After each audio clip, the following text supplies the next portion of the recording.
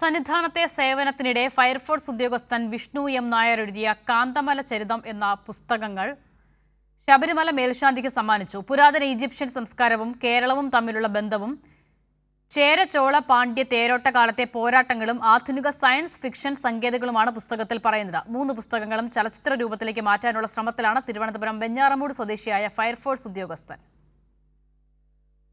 ചരിത്രവും കേരളവും പ്രാചീന ഈജിപ്തും തമ്മിലുള്ള ബന്ധവും പിന്നെ ചേര ചോള പാണ്ഡ്യ കാലത്തെ യുദ്ധങ്ങളും നമ്മുടെ മലയാള നാടിനെ അതെങ്ങനെ ബാധിച്ചു എന്നതിനെക്കുറിച്ച് ഉള്ളൊരു പുസ്തകമാണ്. ആ ഈ ചോള സാമ്രാജ്യത്തിൻ്റെ കടന്നുകയറ്റത്തിൻ്റെ സമയത്ത് അയ്യപ്പൻ എന്ന് പറയുന്ന മണികണ്ഠൻ എന്ന് പറയുന്ന ഒരു യോദ്ധാവ് എങ്ങനെയാണ് നാടിനെ സംരക്ഷിച്ചതെന്നും അദ്ദേഹത്തിൻ്റെ വീക്ഷണത്തിലൂടെ നമ്മുടെ കേരളത്തിൻ്റെ സംസ്കാരം, കേരളത്തിൻ്റെ ചരിത്രം അതിനെപ്പറ്റി പറയുന്ന ഒരു 3 പാർട്ട് വരുന്ന പുസ്തകമാണ് കാന്തമല ചരിതം.